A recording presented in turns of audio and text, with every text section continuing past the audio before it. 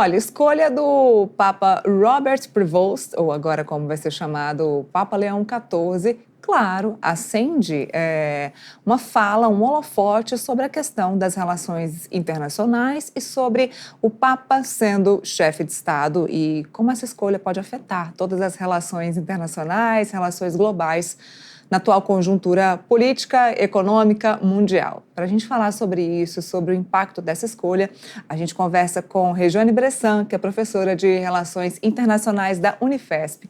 Oi, Rejane, seja muito bem-vinda aqui ao Boletim Metrópolis. Boa tarde. Boa tarde a todos que nos assistem. Olha, estivemos o dia todo falando sobre as possibilidades de escolha, de como seria a escolha de um papa italiano, de um papa sul-americano ou de novidades como essa que foi a escolha de um papa dos Estados Unidos. Bom, Rejane, existe alguma forma de se analisar como é que essa escolha vai ter consequências aí nas relações internacionais de fato? Até porque nesse mundo onde Donald Trump vem tendo tantos holofotes nesse momento, desde janeiro, desde a sua eleição nesse último mandato. Bom, eu começaria tentando entender as razões que levaram o clero a eleger um papa estadunidense, dos Estados Unidos, depois de um papa latino-americano.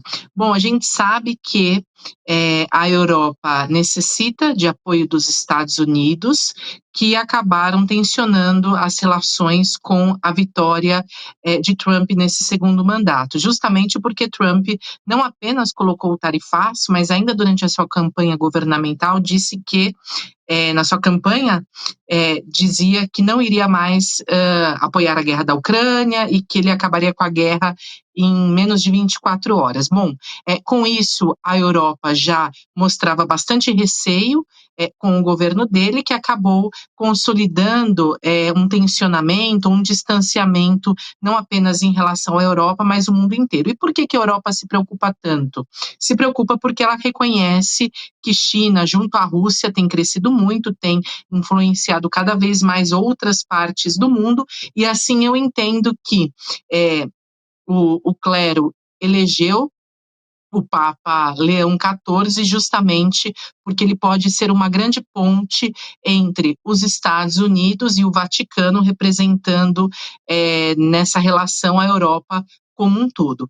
Além disso, ele é um Papa que tem na sua trajetória uma vivência no Peru, é um Papa que nos parece ser progressista dentro da sua atuação, assim como parece que vai manter os trabalhos do legado do Papa Francisco.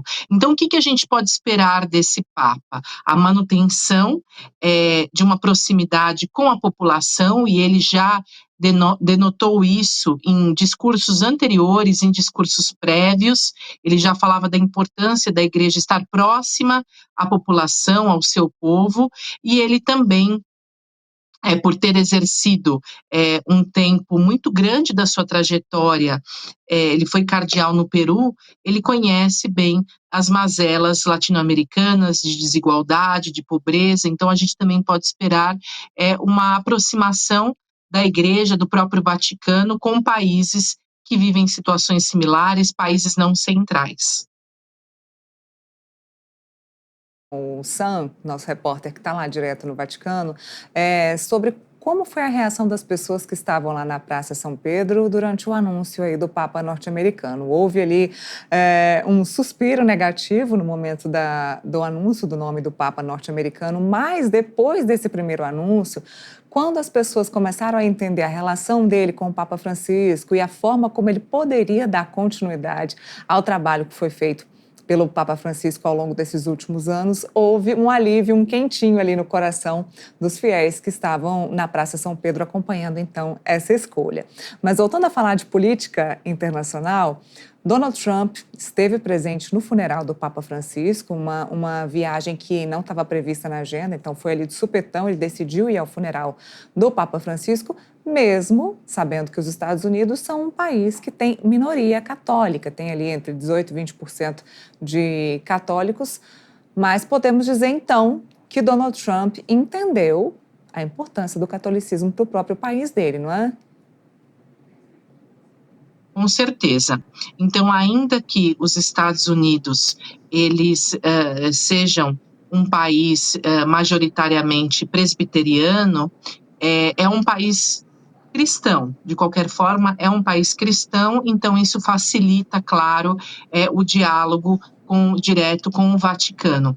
Além disso, como eu disse, eu percebo que esse Papa, na minha análise, ele não irá representar apenas os Estados Unidos, mas também pode vir representar os desejos, anseios da América Latina e dos demais países não centrais. Ainda assim, eu acho que nesse primeiro discurso do atual Papa, ele fala muito em paz.